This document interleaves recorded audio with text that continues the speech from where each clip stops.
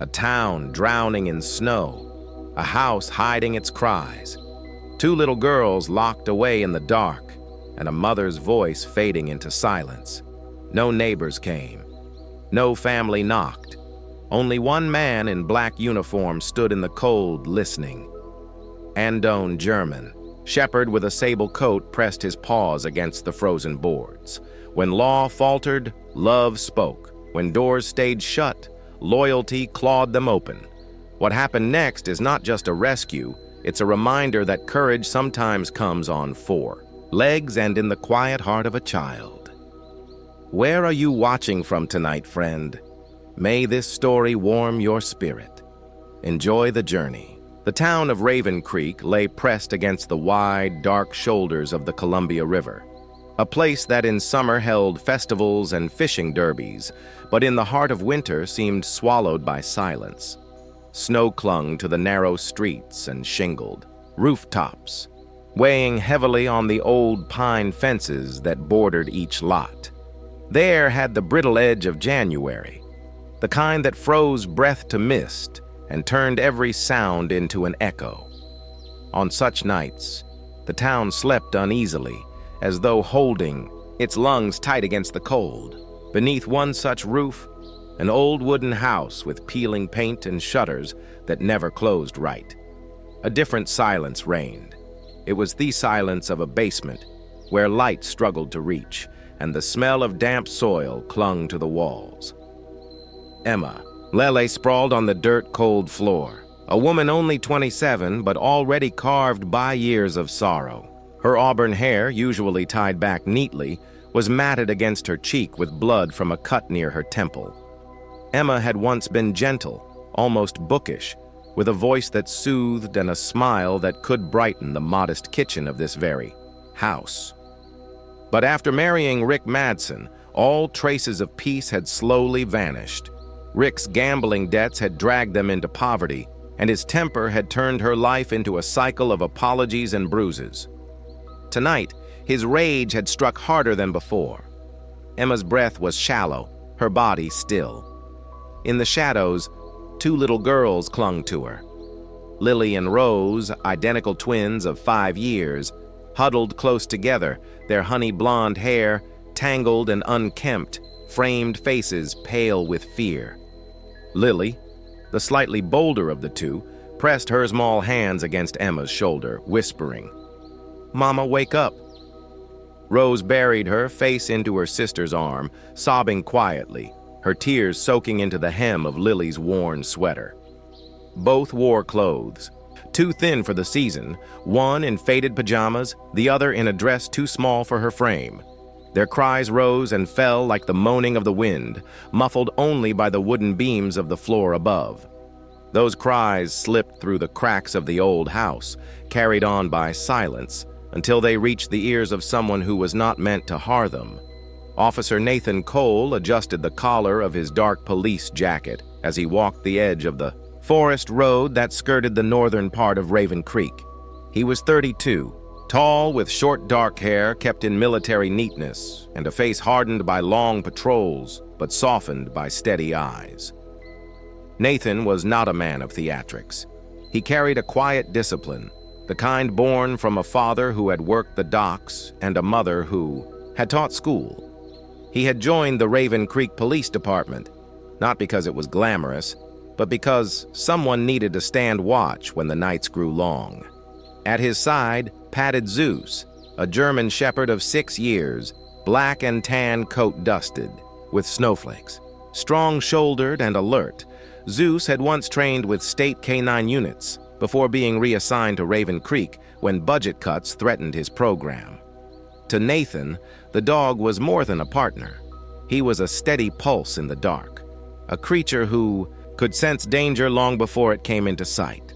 On this night, Nathan and Zeus were not patrolling without purpose. There had been whispers of a gambling ring spreading through Oregon's small towns, whispers of men who vanished after debts piled too high. Nathan had been instructed by his superior to keep an eye on movements near the rail yard and old industrial quarter. But the stillness of the night offered nothing until Zeus stiffened, ears perked. From somewhere across the snowbound houses came a sound faint yet undeniable, the cry of a child. Nathan froze, cocked his head, and heard it again. Thin, desperate, muffled as though buried under wood. His hand moved instinctively to the flashlight on his belt. "Easy, boy," he murmured. But Zeus was already pulling against the leash, nose pointed toward the source. Across town in the sheriff's office with its flickering fluorescent lights, Sheriff Dalton Briggs sat before a cluttered desk, 61 years old, with a frame still broad despite the weight of years. Dalton carried the calm of a man who had seen too many storms to flinch at thunder. His beard was short and white, his eyes a steely gray that seldom blinked when the town looked to him for judgment. Tonight, he leaned over a stack of papers and a glowing monitor that displayed financial trails, phone records, and red-flagged addresses. Dalton had been tracking a gambling syndicate that threaded through multiple counties. The sums of money hinted at more than card tables in the back of bars. It hinted at extortion, laundering, maybe worse. As he rubbed Athos' temples, his phone buzzed. A new text from an unlisted number flashed on the cracked screen. "One of your men is about to lose everything. He'll do something reckless tonight." Dalton frowned. He had dealt with anonymous tips before. Some were noise, others were knives thrown in the dark. Still, the timing unnerved him. He thought of the families on Raven Creek's edge, of rumors about Rick Madsen, a man who had dug himself deep into gambling debts at the bar known as the Silver Dice. Dalton typed a reply, but stopped, staring at the blinking cursor. Whoever had sent the message wanted him rattled, and yet there was truth in it. Back on the snowy street, Nathan approached the old Madsen house. Its windows were covered in warped boards, and the front gate sagged half open. The neighborhood had long whispered about Rick Madsen, late 40s, thick around the waist, with hair gone greasy and eyes bloodshot from too many nights spent under neon lights. He was known for his temper, the kind that could turn a conversation sour in a heartbeat. Nathan had crossed paths with him before, once escorting him out of a bar fight, another time warning him for neglecting to shovel the snow from his walkway. Now standing before the silent house, Nathan felt the weight of something darker. Zeus wed low in his throat, circling the porch, nose pressed against the wooden boards. Then came the sound again. Two voices, high and trembling, echoing up from beneath the floor. Nathan's chest tightened. "There's someone down there," he whispered. He knelt, placing a gloved hand on Zeus's head, steadying him. "We'll get them out." Inside the basement, Lily clung to Rose, her small voice rising in a plea. "Help us, please!" The cry scraped through the boards, barely reaching the cold night. Nathan's jaw set. He drew in a breath, scanning the darkened house. Somewhere behind him, the Columbia River groaned under sheets of ice, carrying the town's secrets downstream. But here, tonight, the secret could not remain hidden. He reached for his radio, static crackling as he pressed the button. "This is Officer Cole," he said, voice sharp with urgency. "Possible domestic situation at 48 Mill Road. Children inside, basement access blocked. Request immediate backup." The line hissed with static. Raven Creek's northern outskirts were notorious for weak signals. His words might not have reached anyone. Zeus barked once, sharp, insistent, pawing at the frozen boards of the porch. Nathan turned his eyes back to the house, muscles tensed. He knew he couldn't wait long. In the sheriff's office, Dalton glanced again at the text message, its words, still glowing on the screen. "He'll do something reckless tonight."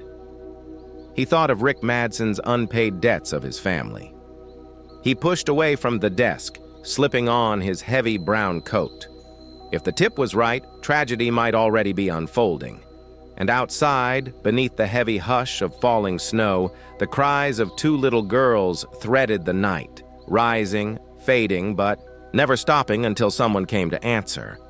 The old Madsen house stood like a scar on the street. Its roof sagged under the weight of years of neglect.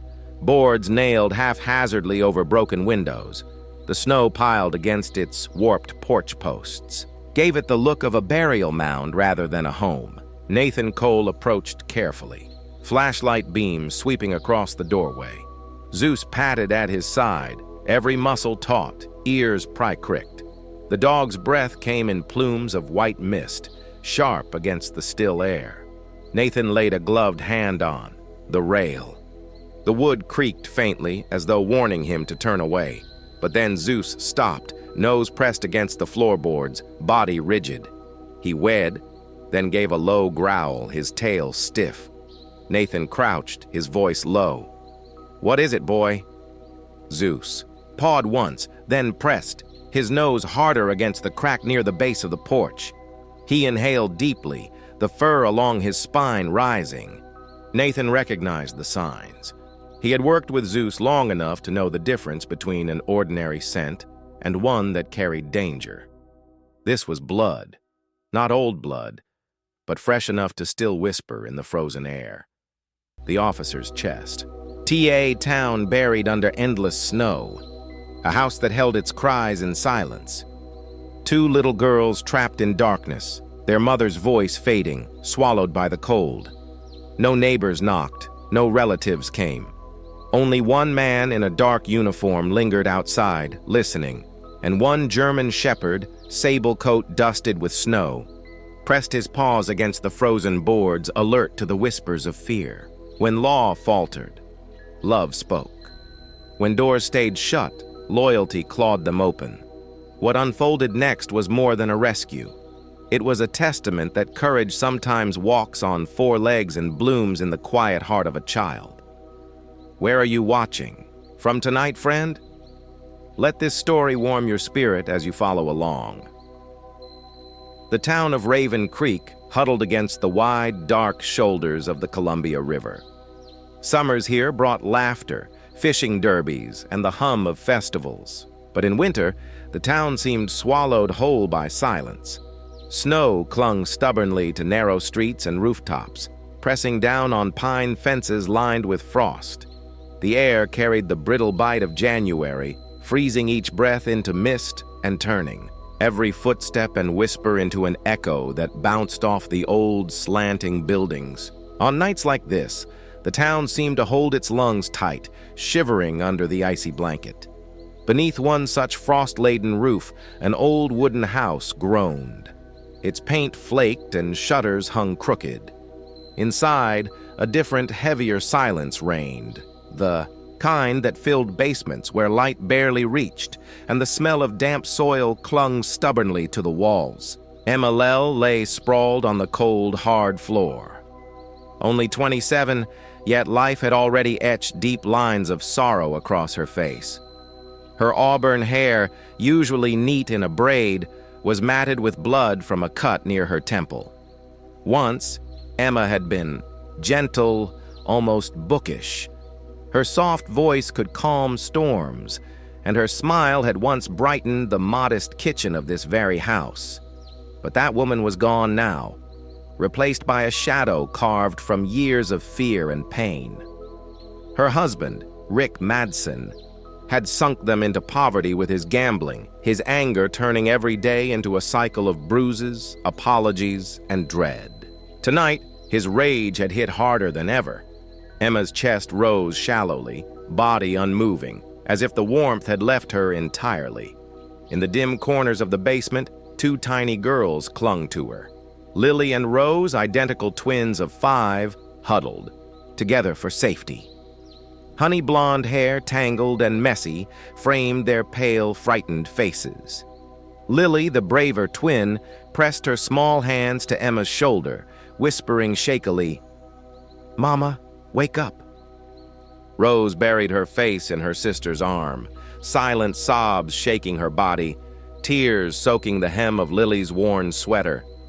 Both girls were dressed for summer, not winter, one in faded pajamas, the other in a thin dress that barely fit.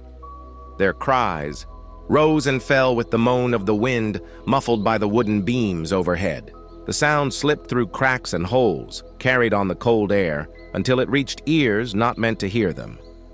Officer Nathan Cole adjusted the collar of his dark police jacket as he patrolled the forest road, skirting the northern edge of Raven Creek.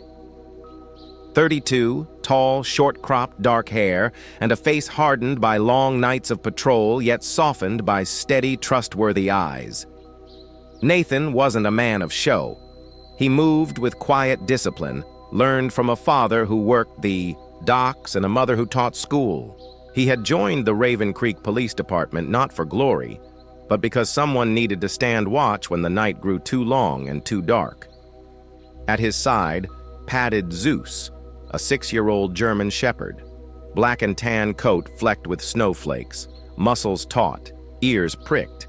Zeus had trained with state K-9 units before budget cuts reassigned him to Raven Creek. To Nathan, Zeus was more than a partner. He was a steady heartbeat in the dark, a creature who could sense danger long before it appeared. Tonight, Nathan and Zeus were patrolling for whispers of a growing gambling ring stretching through Oregon's small towns, rumors of men vanishing when debts piled too high. Orders were clear. Keep an eye on the rail yard and industrial quarter. But the night offered no clues, until Zeus froze, ears alert. From somewhere across the snow-covered houses, a faint sound emerged, the unmistakable cry of a child.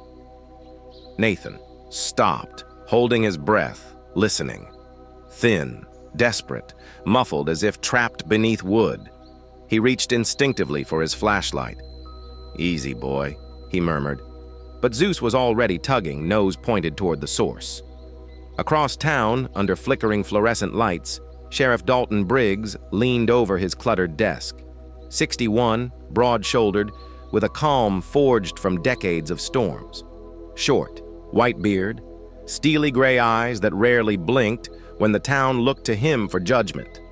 Papers and glowing monitors littered his desk, tracing financial trails, phone calls, red-flagged addresses. Dalton had been tracking a gambling syndicate stretching across counties. The sums of money hinted at extortion, money laundering, maybe worse. A sudden buzz on his phone startled him. A new text flashed from an unlisted number.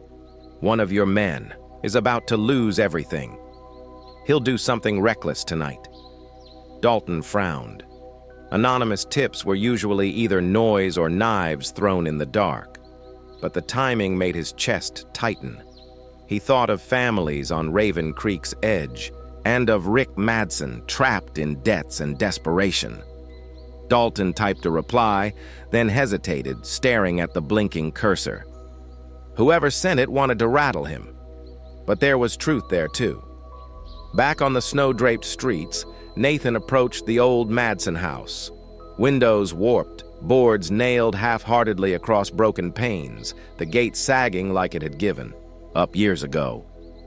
The neighborhood whispered about Rick Madsen, late 40s, thick around the waist, greasy hair, bloodshot eyes from too many nights in neon-lit bars. Known for a temper that could sour any conversation in seconds. Nathan had crossed paths with him before, once escorting him from a bar fight, another time warning him to clear snow from his walkway. Now, standing before the silent house, Nathan felt something heavier pressing down. Zeus whined low, circling the porch, nose pressed to the wood. Then came the sound again, two high, trembling voices echoing from below the floor. Nathan's chest tightened. "There's someone down there," he whispered, kneeling to steady Zeus's head. "We'll get them out." Inside, Lily clutched Rose, pleading, "Help us, please!" Her tiny voice scraped through the boards, barely reaching the bitter, cold night. Nathan's jaw set. He inhaled, scanning the dark house. Somewhere behind him, the Columbia River groaned under sheets of ice, carrying Raven Creek's secrets downstream. But tonight, this secret could not remain buried. He reached for his radio, static crackling. "This is Officer Cole," he said sharply. "Possible domestic situation at 48 Mill Road. Children inside, basement access blocked. Request immediate backup." Raven Creek's northern outskirts were known for weak signals. His words might not reach anyone. Zeus barked once, sharp and insistent, pawing at the frozen porch. Nathan turned back to the house, every muscle coiled. He could not wait any longer. In the sheriff's office, Dalton glanced at the text again. He'll do something reckless tonight. Thoughts of Rick Madsen and unpaid debts pressed on him. He pushed back from his desk, sliding on his heavy coat. If the tip was true, tragedy was already unfolding. Outside, beneath the hush of falling, snow. The cries of two little girls rose and faded, threading the night, never stopping until someone answered. The old Madsen house loomed like a scar, roof sagging under years of neglect, boards nailed haphazardly over shattered windows. Snow piled against warped porch posts, turning the entry into a frozen mound. Nathan approached slowly, flashlight sweeping the doorway. Zeus moved at his side, every muscle alert, breath steaming in the cold night air. Nathan laid a gloved hand on the rail. The wood creaked under his touch, a warning or a challenge. Zeus stopped, nose pressed hard against the floorboards, body rigid. A low growl rumbled from his throat. Nathan crouched, voice soft. "What is it, boy?" Zeus pawed once, pressing harder near the base of the porch. He inhaled, spine fur rising. Nathan recognized the signs. He had worked with Zeus long enough to know the difference between an ordinary scent and one that carried danger. This was blood, fresh, not yet dry, whispering in the frozen air. Nathan's chest tightened. He rose quickly and moved. Along the side of the house, sweeping his light over the walls until it caught the outline of a small hatch door, half buried in snow. Rust ate at its hinges, and a heavy padlock hung from the latch. He crouched, tugging at it once, then harder. The lock clanged, unmoving. Behind the door, muffled but unmistakable, came a sound that sliced through the night. Two young voices cried, out in desperation, almost in unison, "Help us. Please help our mom." The plea cut straight through Nathan's resolve. His pulse surged. He slammed his flashlight into the padlock, once, twice, sparks flying. But the old metal refused to yield. Zeus barked sharply, circling as though urging him to hurry. Nathan ground his teeth. "Hold on! I'm here! I won't leave you!" Across town, the sheriff's office glowed faintly against the dark skyline. Sheriff Dalton Briggs had not left his desk since dusk. The walls around him bore maps, pinned photographs, and charts of numbers, strung together with red marker. The hum of the old radiator was the only sound until a knock broke through. Sergeant Harold Dunn, a wiry man in his early 40s with hollow cheeks and eyes rimmed red from years of night shifts, stepped inside, holding a thin folder. Dunn was not a man of many words. His bluntness had earned him both respect and distance among his peers. Tonight, his expression was unusually grave. "Sheriff," he said, setting the folder down, "got airport from state investigators. That gambling network we've been circling, there are uniforms in the mix." Dalton leaned forward, gray brows knitting. "Uniforms?" "Done. Not at once, not ours. County over. Couple of deputies have been pocketing hush money, letting shipments move, without questions. The Silver Dice Bar looks like their common ground. And guess who's been spotted there more than once?" Dalton's eye shardened as he flipped the folder open. A grainy surveillance photo stared back. Rick Madsen, shoulders hunched, pushing his way through the smoky doorway of the Silver Dice, his mouth twisted in a sneer, his eyes glassy with drink. "Rick," Dalton muttered as though the name itself soured his tongue. He had heard whispers of the man's gambling debt, his volatility. He had also heard of his family. Emma, the quiet girl who once volunteered at the library before disappearing from public life. And the twins. Dalton rubbed at his beard. Damn fool dragged himself into the pit. Dunn's voice was low and maybe dragged others with him. Dalton stood, the weight of his coat heavy on his shoulders. The anonymous tip he had received earlier replayed in his mind. A man about to lose everything. He realized with chilling certainty who the message had meant. Back at the house, Nathan tried again. He pulled a pry bar from his utility belt, wedging it into the latch. Metal groaned, but the lock still held. He cursed under his breath, the cold biting at his knuckles. Inside the basement, Lily pressed her face against the seam of the door, her breath fogging the wood. "Mister, please hurry. Mama's hurt bad." Her small fist pounded against the boards until her skin turned red. Rose, clutching her sister's sleeve, sobbed. "Don't leave us here." Nathan's heart clenched. "I hear you," he called, his voice firm but gentle. "I hear both of you. Stay close to your mom. I'll get you out." Zeus lowered himself to the ground, nose twitching as he sniffed around. The perimeter. The dog circled once more, then stopped at Avent opening covered in rusted wire. He pawed at it, claws scraping metal, barking fiercely. Nathan followed his gaze. The vent was small, not nearly wide enough for a person, but maybe large enough, for sound to carry or even for the dog to slip his muzzle through. Nathan crouched, speaking through the grate. "Hang on, kids, I've got my partner here. He's not just a dog, he's trained to protect. He'll stay with you until I get this open." Zeus pressed his muzzle against the wire, whining softly. On the other side, Rose's tear-streaked face appeared in the faint light. Her eyes widened as she saw him. "Doggy," she whispered. The shepherd gave a low, comforting chuff. Lily squeezed, her sister's hand tighter, a spark of hope igniting in her frightened eyes. Nathan rose again, assessing the lock. He knew he couldn't waste more time. The house was too isolated, the night too deep. Backup might not arrive for several more minutes, if at all. He pressed his shoulder against the hatch, testing its give. It creaked, wood splintering at the edges, but the iron still clung stubbornly. At the sheriff's office, Dalton turned away from the photo of Rick. He paced, boots heavy on the floorboards. If Madsen's debts tie him to Silver Dice, and Silver Dice ties back to crooked deputies, then Raven Creek isn't just a stopover. It's a funnel. That house of his could be more than a home. It could be a hiding place. Dee shifted uncomfortably.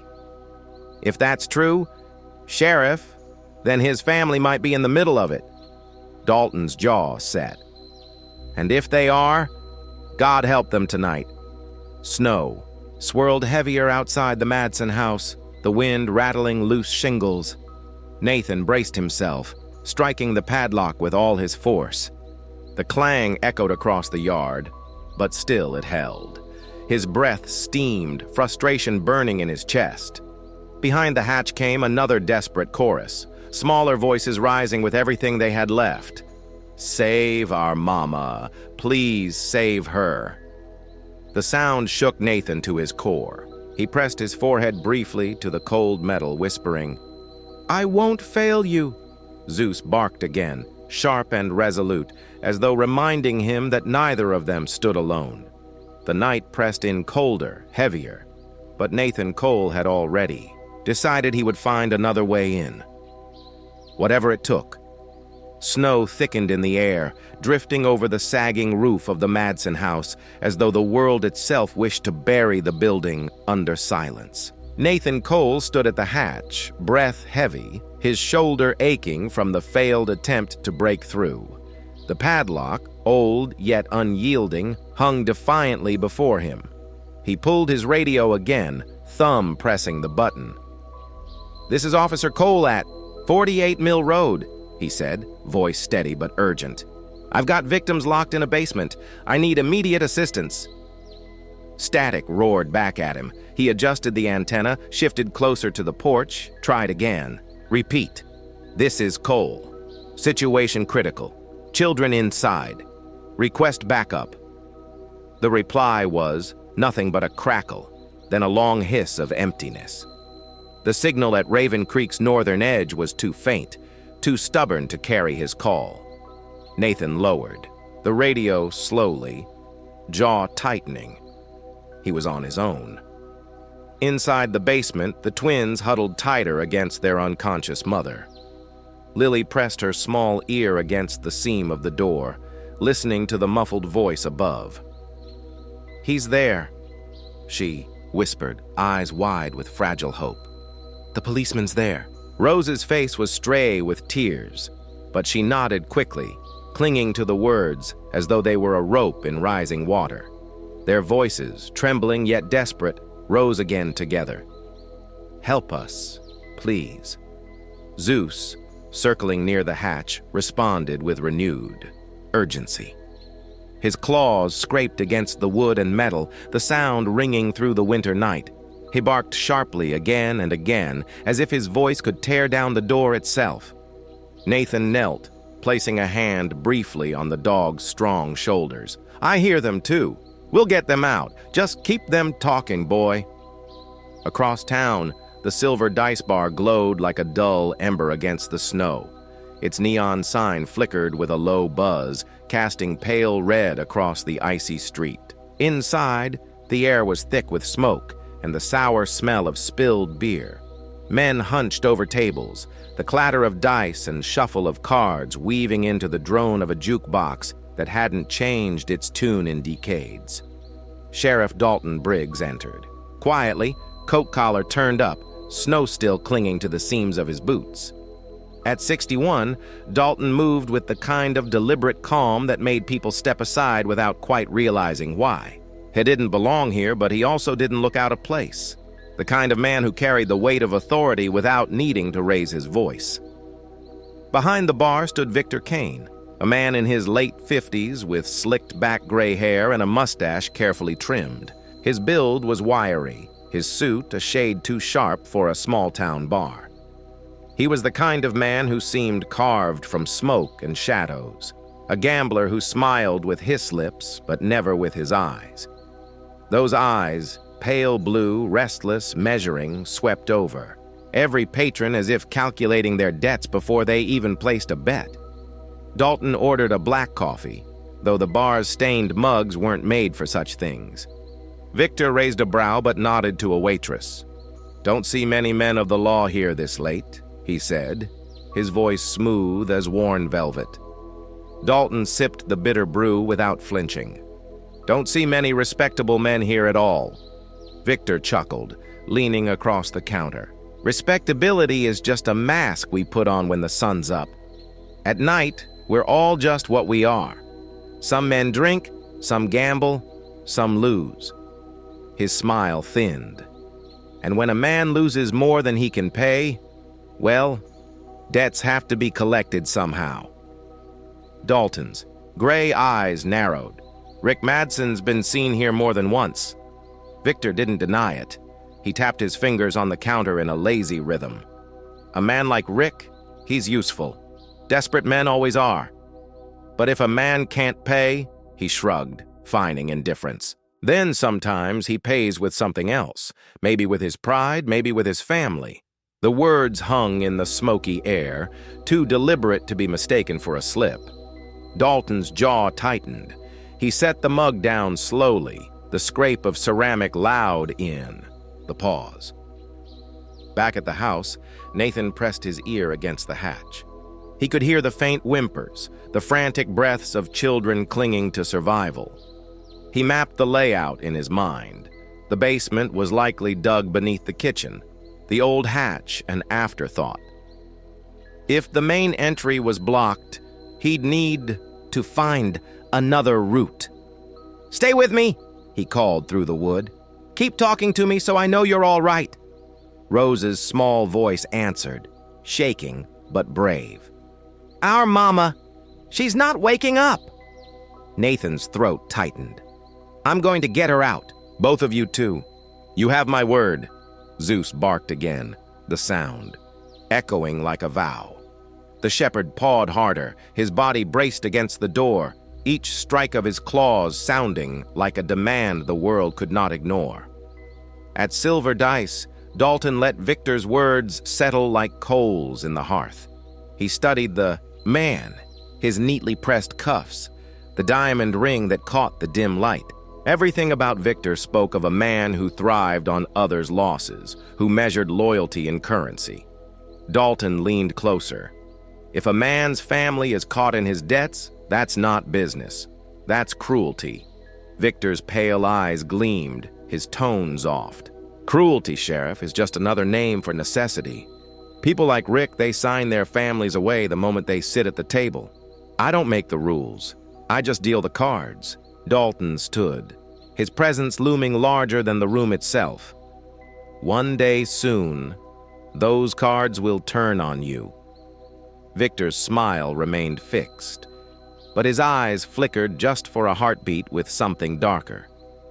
Back at the hatch, Nathan braced himself. Once more, he knew time was running thin. Snow pressed heavier against the eaves. The night deeper, he tried the lock again, teeth gritted, but the iron refused to yield. His muscles burned, frustration boiling beneath his skin. Zeus barked with ferocity, throwing his weight against the wood. Inside, Lily pressed her face against her mother's shoulder and whispered, "He's coming for us, Mama. The dog's telling us so." Her small voice carried through the wood to Nathan's ears. He drew a long breath, his resolve sharpening into steel. He would not stop until the door gave way. The wind howled along Mill Road, rattling the crooked shutters of the Madsen house. Nathan Cole stood over the stubborn lock one last time. Sweat, damp beneath his collar despite the cold. Zeus braced beside him, every muscle taut. Then, with a surge of determination, Nathan jammed the pry bar against the latch and threw his shoulder into it. The lock snapped with a scream of metal. The hatch door groaned open, a rush of stale, damp air spilling out. Nathan barely had a breath, too. Register the sound before another one reached his ears. The crunch of boots on snow, uneven, lumbering. Rick Madsen had returned. Rick staggered up the porch steps, the bottle clutched in his thick fingers, sloshing brown liquid across his flannel shirt. He was in his late 40s, broad through the shoulders, though years of beer and gambling had left him soft in the belly. His hair, once brown, now thinned and greasy, clung to his temples. His face was blotched red, his eyes sunken and rimmed with veins. He muttered curses to himself, the words half lost in his slur. He stumbled inside, his bulk shaking the floorboards, as he lurched toward the hatch. In his other hand, he dragged a length of iron pipe, its end scraping across the stairs. The sound sent shivers down into the basement, where Lily and Rose huddled closer to their mother. Rick's voice bellowed into the shadows. "Thought you could cry for help, huh? I'll shut you up.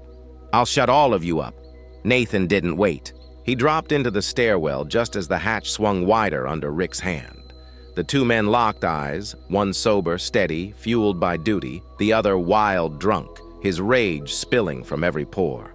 "Police!" Nathan barked, his voice cutting through the damp air. "Step back, Madsen.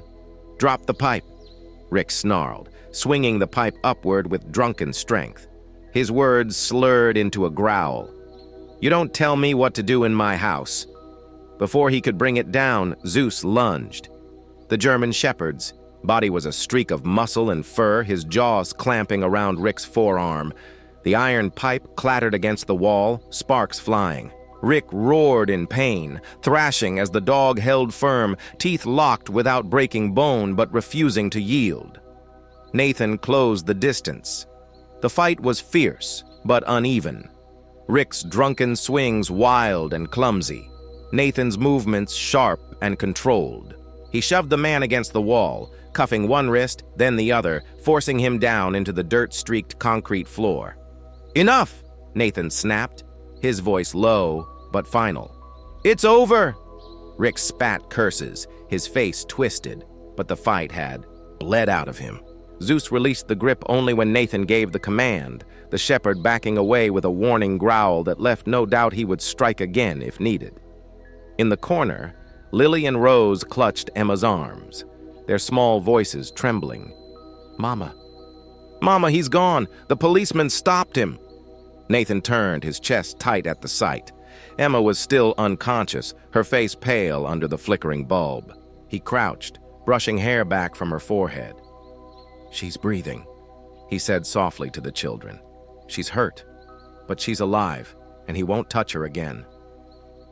Meanwhile, across Raven Creek, Sheriff Dalton Briggs moved like a shadow along the docks. Snow crunched softly under his boots as he kept his distance from the figure ahead. Victor Ka's silhouette was unmistakable, the man's long coat swinging with purpose, his gait brisk despite the icy planks underfoot. Dalton followed him past shuttered warehouse, until Victor stopped at a rusting structure near the waterline. The paint had long peeled from its siding, the letters of an old logging company barely legible. Victor glanced around once, then unlocked the door with a set of keys glinting under the dim light. Dalton slipped behind a stack of crates, eyes sharp. He watched as Victor entered, the glow of a single bulb spilling onto the snow. Inside, Dalton caught glimpses of shelves lined not with lumber, but with ledgers, cash boxes, and binders stuffed with papers. This wasn't just a hideout. It was the heart of the operation. Dalton's phone buzzed once in his pocket. He pulled it out carefully, shielding the light. A text from his informant lit the screen. Confirmed. Deputies in Grant County are on the payroll, protecting Kane's runs. Be careful. He knows he's untouchable with cops on his side. Dalton's jaw set hard. Corruption ran deeper than he had feared. Kane's empire wasn't built on gamblers alone. It thrived because men in uniform had sold their silence. Back in the basement, Nathan pulled Rick to his feet, the man's wrists bound tight in steel. Rick sneered, drunken breath sour. "You think arresting me fixes anything? You don't know who you're crossing, officer." Nathan met his gaze, calm but cold. "I know enough, and I know these kids won't live in fear another day." Zeus stood close, a sentinel in fur, his amber eyes fixed on Rick like a living warning. Nathan turned toward the girls. "Help's coming soon," he promised. "Stay with your mom. I'll make sure she gets to a doctor." For the first time, Rose managed a tiny nod, her tears slowing. Lily clung tighter to her sister, whispering, "He stopped him, Rose. He really stopped him." And though the house still groaned in the wind and the shadows lingered heavy, for the first time that night, the basement no longer felt like a tomb. It felt like a place where hope had been defended.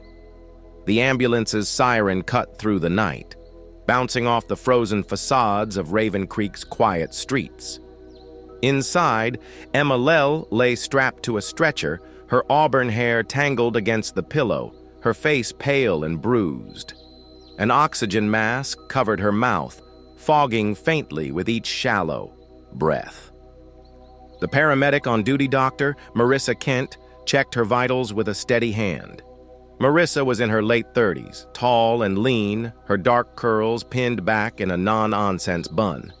Years in emergency rooms had carved patience into her face, though her eyes carried a weary kindness that broke through when she spoke. "Stable for now," she told Nathan, who sat pressed into the narrow bench, Zeus lying obediently at his feet. "She's got multiple fractures, head trauma. We'll confirm with scans, but she's lucky she's still breathing." Nathan nodded once, his jaw set. Across from him, Lily and Rose sat huddled together, their small hands clutched tightly around Zeus's thick fur. The shepherd lay perfectly still, amber eyes calm, as though he understood the fragile weight of their trust. Rose sniffled, whispering, "Will Mama be okay?" Nathan leaned forward, his voice gentle but firm. "She's in good hands now. The doctors will help her. And Zeus and I, we're not going anywhere." For the first time, Lily's lips curled into the faintest of smiles. She buried her face against Zeus's neck, inhaling the warmth of his fur. Rose followed, hugging him tight. In that moment, their sobs softened, replaced with a fragile, flickering hope. At Raven Creek General Hospital, fluorescent lights hummed overhead, reflecting off sterile white walls. Emma was wheeled through swinging doors into the trauma unit. Marissa stayed behind to brief the night staff, her voice clipped but clear. Fracturous to the ribs and left arm, head contusion, possible internal bleeding, prep for CT, and ortho consult. Nathan watched until the doors closed, then exhaled, rubbing a tired hand down his face. The weight of the night clung to his shoulders. He turned to the twins, who sat curled together on a waiting room chair. Zeus had planted himself in front of them like a sentinel, eyes unblinking. Nathan crouched down. "You two did so well tonight, brave as can be." Lily blinked up at him. "But Mama didn't wake up." "She will," Nathan said, steady as stone. "And when she does, she'll see her girl safe and smiling.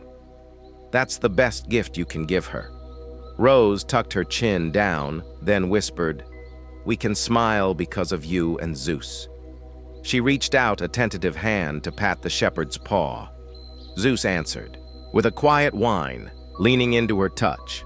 Across town, Sheriff Dalton Briggs walked the echoing corridor of the Raven Creek station, his boots thudding against the old linoleum. In the holding cell sat Rick Madsen, slumped against the wall, wrists bruised from the cuffs, eyes bloodshot. The smell of whiskey still clung to his clothes, though his drunken haze had doled into a bitter hangover. Dalton stepped into the interrogation room with the slow authority of a man who had seen too many confessions carved out of men like Rick. He set a file on the metal table and lowered himself into the chair across. Rick lifted his head, his voice. "You think locking me up fixes a damn thing?" Dalton's gray eyes didn't blink. "What fixes things is the truth.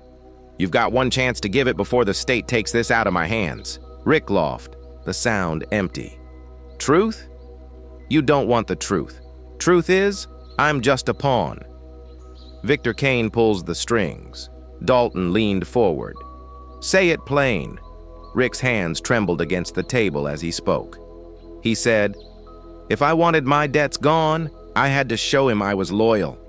Said I had to keep my family in line, scare them into silence. If I couldn't control my own house, how could I be trusted to do his work? That's why I did what I did."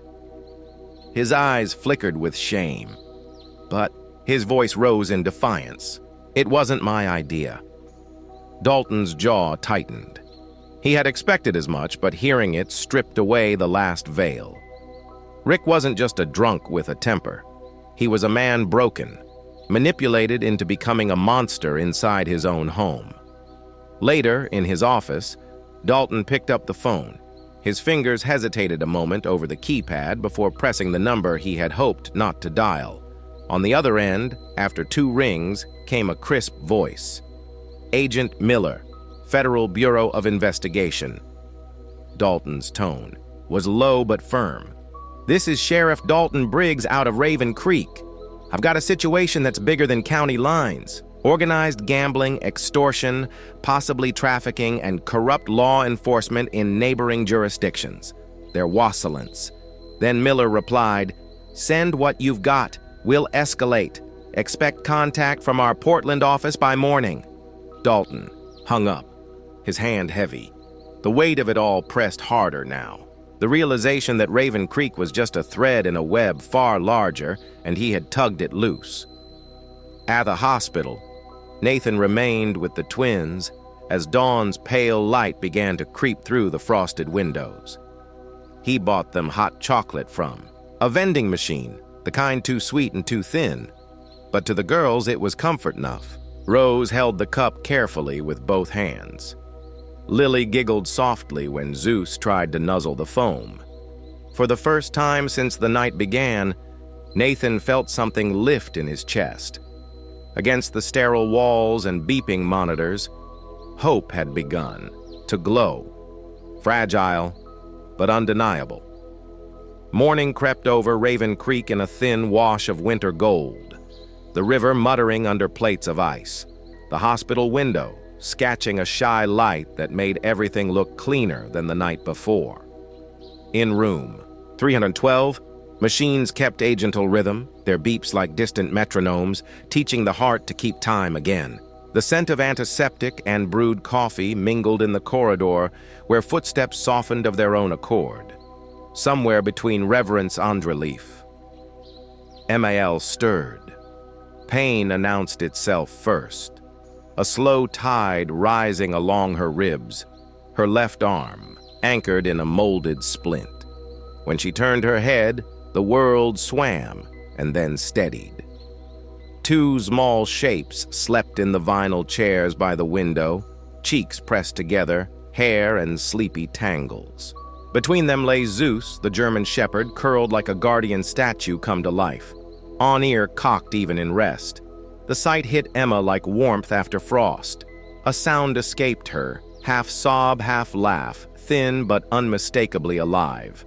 Dr. Marissa Kent stepped in at that fragile sound. In the soft daylight, the ER physician looked like a runner forced into formal wear. Tall, lean lines, dark curls coiled with practical precision, a face that did not waste motion. She checked vitals the way a pianist tests keys. "Good morning," she said, voice low. "You took a heavy beating, Miss Lell. Fractures to ribs and left ulna, concussion, multiple contusions. But the scans look reassuring. No internal bleeding. You're here. You're safe." Emma tried to answer. The first words dissolved on her tongue. Marissa placed a cup of ice chips in reach and stayed long enough for breathing to find its rhythm. "Social services and a victim advocate will stop by," she added. "No one comes through that door without your consent." Her eyes flicked to the sleeping children and softened. They were brave. Nathan Cole waited outside until Marissa nodded him in. The night had left creases at the corners of his eyes, his dark hair damp at the temples, uniform jacket traded for a plain gray sweater that made him look less like an officer and more like the reliable neighbor everyone hoped to have. He took the chair nearest the bed, speaking with the careful calm of a man approaching a skittish bird. "Emma, I'm Nathan. We met well under a basement door." Her smile flickered. You got him out." "We got you out," he corrected gently, glancing at Zeus. "Him mostly. I just argued with a lock." He let the quiet sit, then did what he'd promised himself he would do. He listened. Words came haltingly at first, then with the relief of a dam loosening. Years of Rick's gambling, the apologies, the sudden storms, the apologies again. The isolating. Rules, no calls to friends, no visits to the library job she loved, broken phones, whispers that any report would make things worse, the debts that pulled like black water around the house, the twins learning to be quiet when the floorboards creaked. Nathan didn't hurry her. He asked simple, practical questions that carried weight. Did she have a safe place to go tonight? Were there relatives she trusted? Did Rick have firearms hidden in the house? His voice gathered a steadiness she could hold. Even his shame prickled her skin. "This is not on you," he said, finally, a sentence polished by truth. "You're not to blame for his choices. You did what you could to survive. From here forward, you don't do it alone. I'll put a temporary protective order in motion today. We'll coordinate a safety plan, and if you want charges pursued, we'll shoulder that with you." Zeus thumped his tail once, as if to co-sign the promise. On the window chairs, one twin stirred. Lily blinked awake, then rose, both blinking toward the bed. "Mama." The word rippled the room. Emma opened her good arm and they folded into her side without jostling the splint, small hands settling where pain was not. For the first time in too long, the three of them fit together without fear. Zeus laid his muzzle across the blanket's edge like a seal on a document. A soft knock preceded the hospital advocate Tanya Ruiz into the room, compact and warm in a cranberry cardigan, mid-40s. She had the brisk competence of someone who had assembled emergency plans in parking lots and courthouse hallways. A silver locket winked at her throat when she smiled. "Hi, Emma. I'm here to help. You map the next steps. We'll talk options. Note orders."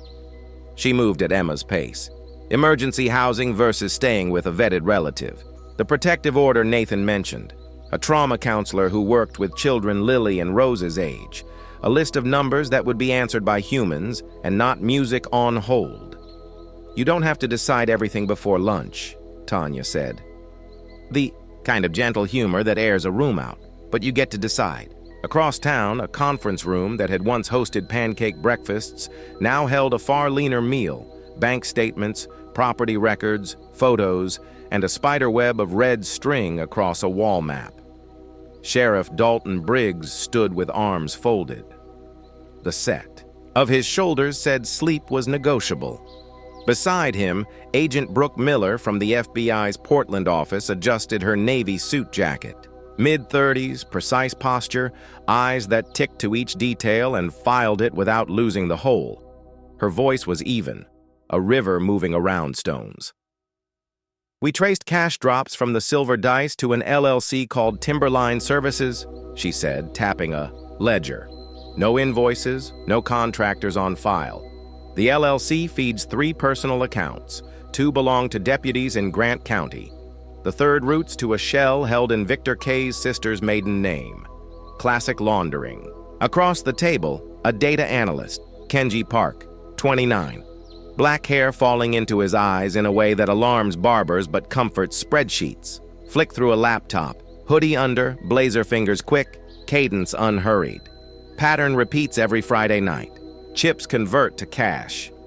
Cash becomes maintenance fees. Wire fragments confirm. Also, Kane's text traffic spikes on nights. Rick Madsen loses big. He passed a print out to Dalton. Timestamps line up with the anonymous threats you got. Dalton's mouth flattened. So the house wasn't just a house. It was leverage. Leverage, Brooke agreed. And a message to every debtor. "We can reach you anywhere." She slid a folder across the table. Inside lay affidavit drafts and a blueprint of the barback rooms sketched from a health inspection 10 years old. "We'll keep the circle tight. No leaks. We apply for warrants today. Execution window, pre-dawn tomorrow, when the count is low and the safe is likely open." On speakerphone, Assistant U.S. Attorney Elena. Strauss added a voice that felt like a sharpened pencil.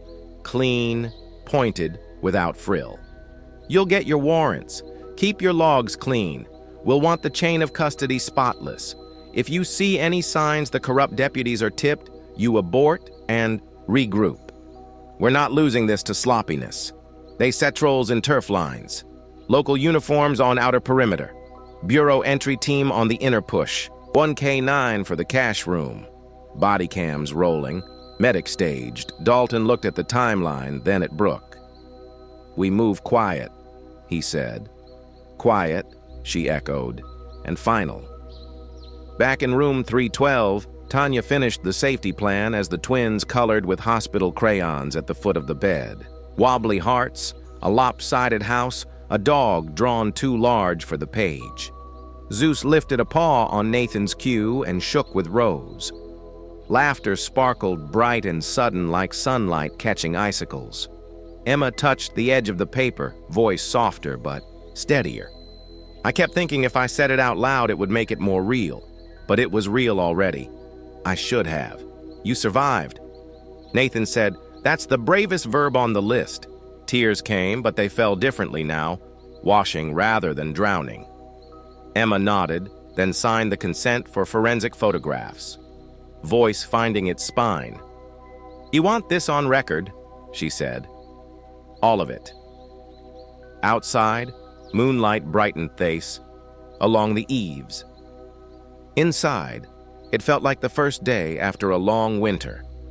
Not spring yet, but possible. Down the hall, Dalton finished a call and slipped his phone into his coat pocket. He looked through the window at the room where the twins colored a future into being.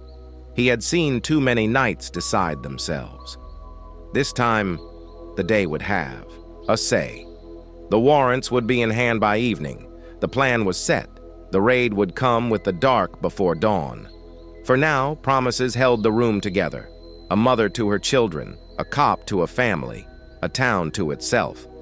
The night in Raven Creek carried a nervous electricity, as if the icy winds themselves had overheard the secret whispers of crime. The town lay quiet under a pale moon, but behind the silence, the law was stirring. The plan had been set. Tonight would not end quietly. Nathan Cole stood outside the Raven Creek precinct, his police jacket zipped high against the winter chill. By his side, Zeus sat alert, the shepherd's sharp ears pricked forward as though he too sensed the coming storm. Nathan's face was drawn but resolute, his dark eyes fixed on the convoy of unmarked black SUVs lined up in the parking lot. He had been invited to join the task force. Sheriff Dalton had insisted. Tonight, the fight was no longer only about gambling, debts, and street thugs. It was about rescuing an entire town from the grip of corruption. From one of the vehicles emerged Agent Brooke Miller of the FBI, a tall woman in her early 40s with auburn hair pulled into a no-nonsense ponytail. Her expression was focused, but her tone was steady as she briefed the assembled officers. "Silver Dice isn't just a gambling den," she said, her voice carrying in the cold air. "It's a hub for laundering money, fixing debts, and leveraging families into submission.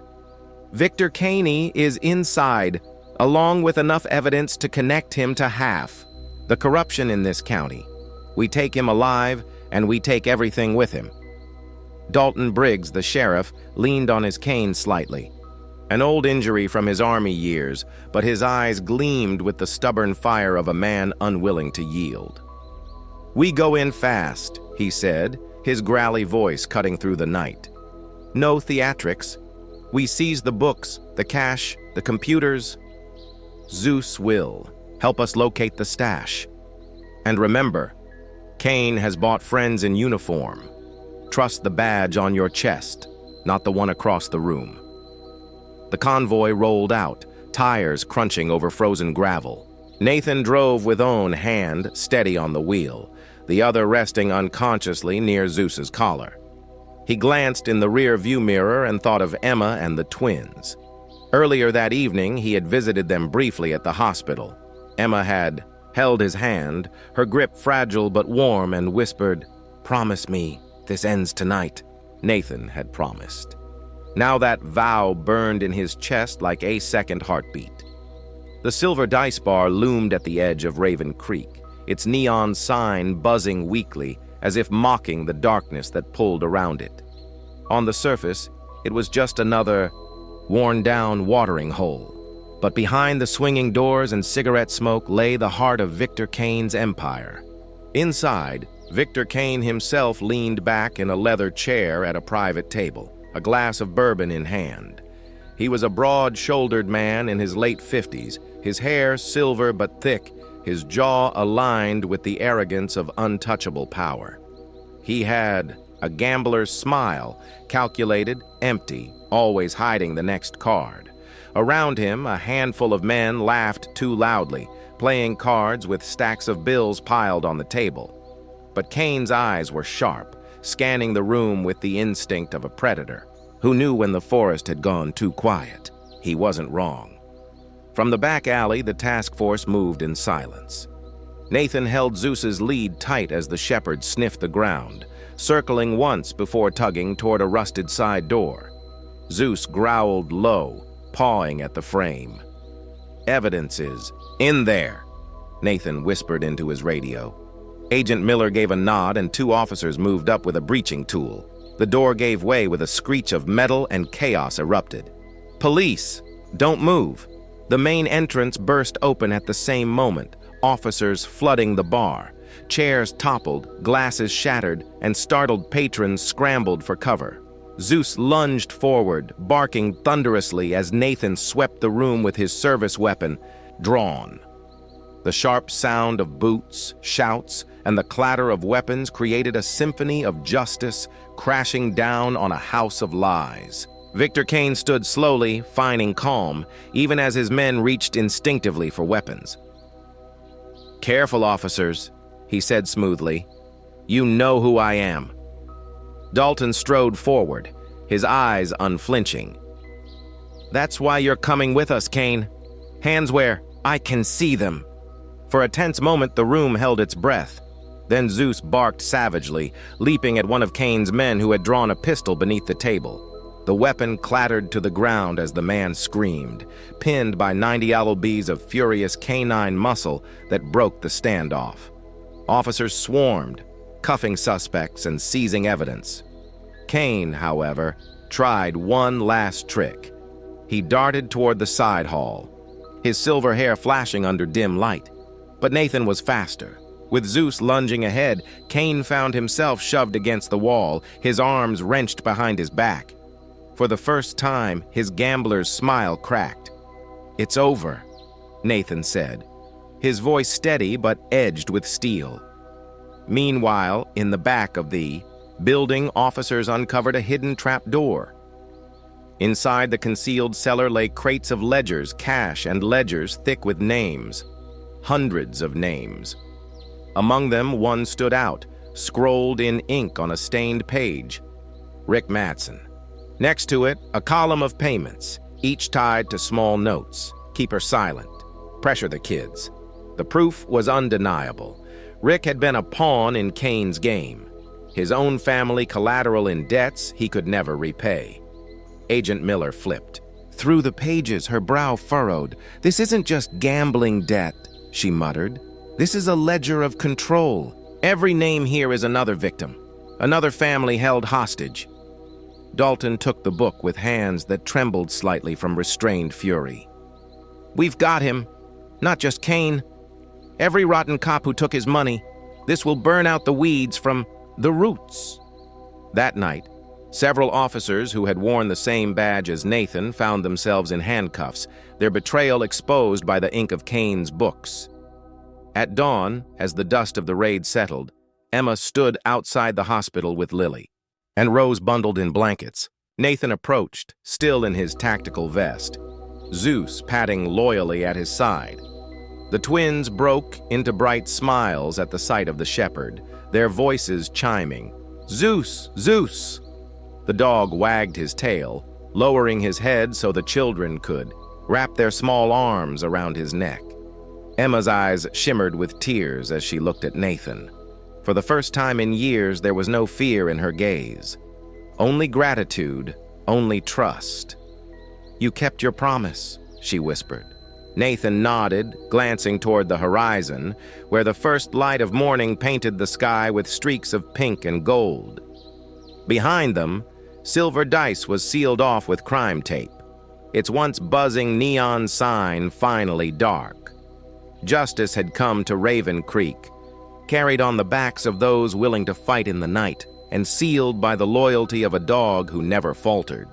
The pale winter sun rose gently over Raven Creek, its rays spilling through the courthouse windows as if heaven itself wished to bear witness. The small riverside town, battered by storms, both literal and human, had gathered in solemn anticipation.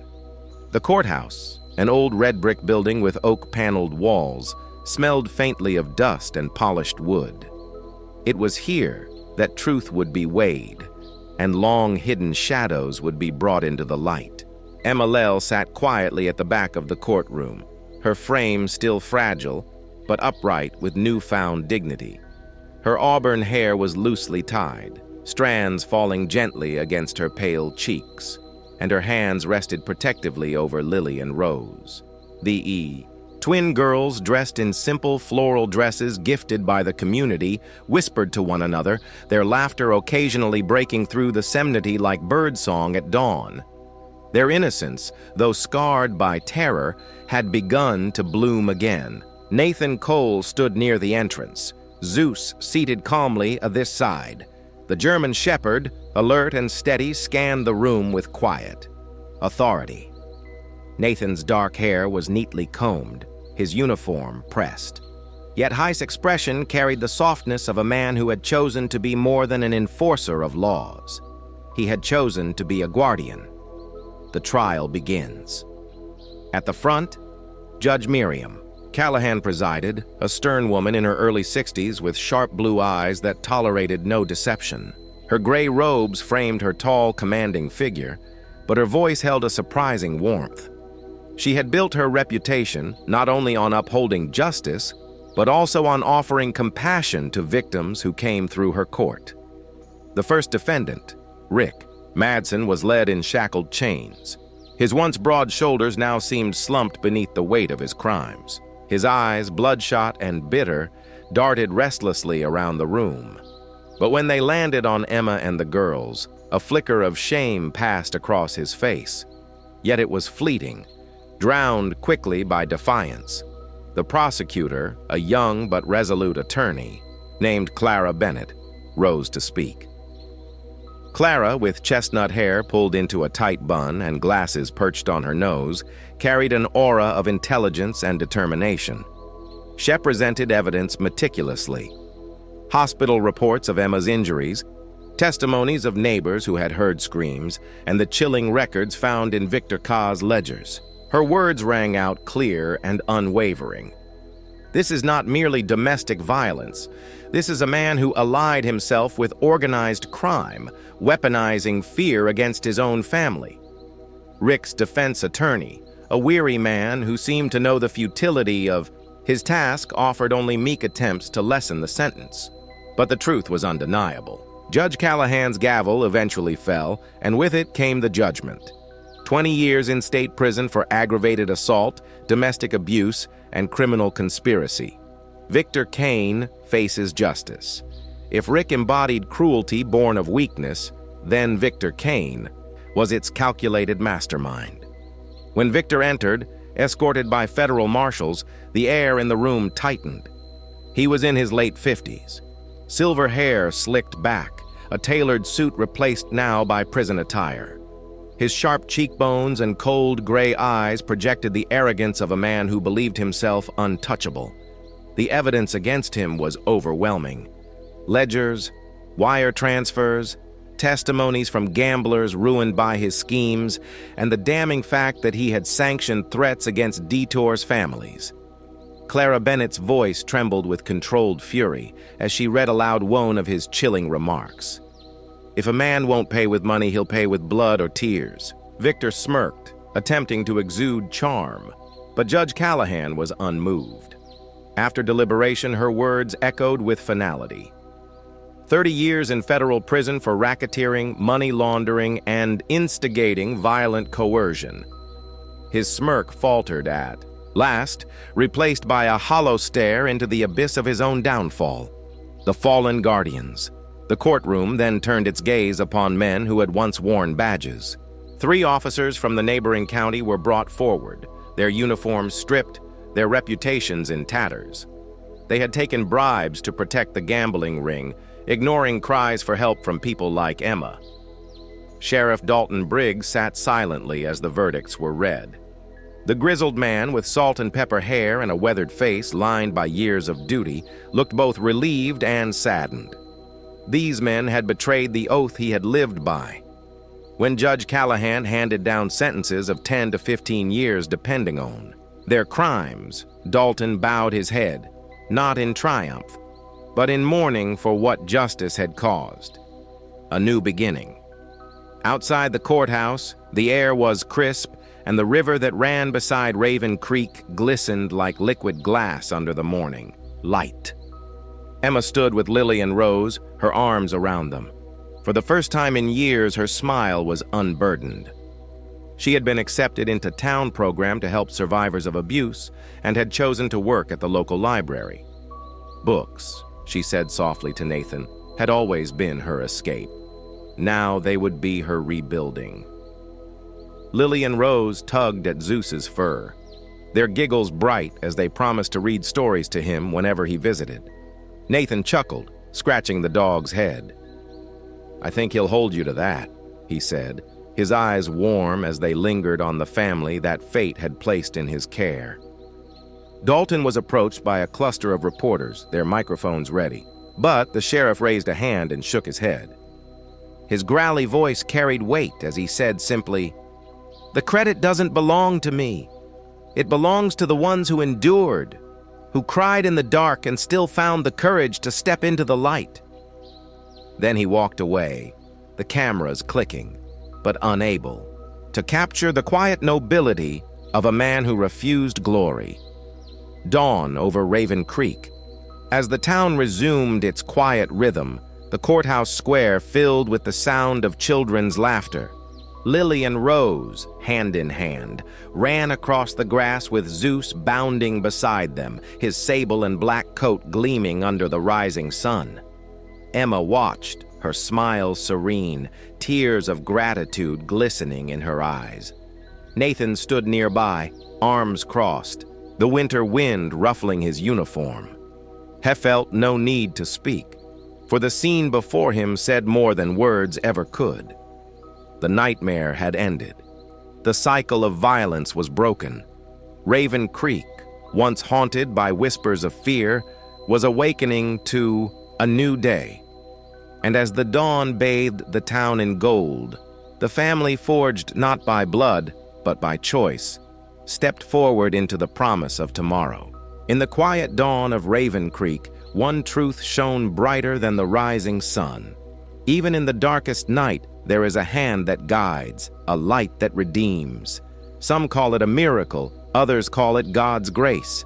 But it is always there for those who choose love over fear, hope over despair. Just as Emma and her children found freedom after years of silence, we too can believe that no chain is too heavy, no shadow too deep for the light of God to break. Let this story be more than words on a page. Let it be a reminder in our daily lives to protect the innocent, to speak when silence would wound, and to hold on to faith when storms rise. If this story touched your heart, share it so others may find hope. Leave your thoughts in the comments. Subscribe for more stories that carry both truth and light. And may God's blessing be upon you and your loved ones today and